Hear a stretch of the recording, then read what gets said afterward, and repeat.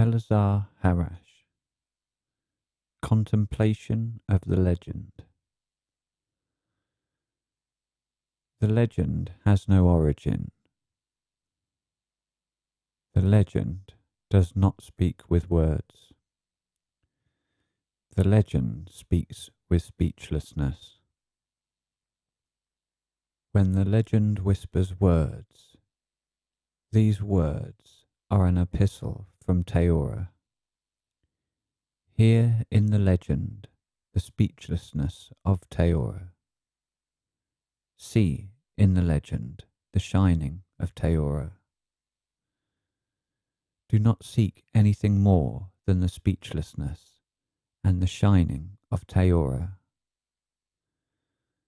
The speechlessness and the shining are the two hands of Taora, and the legend, that is his spirit.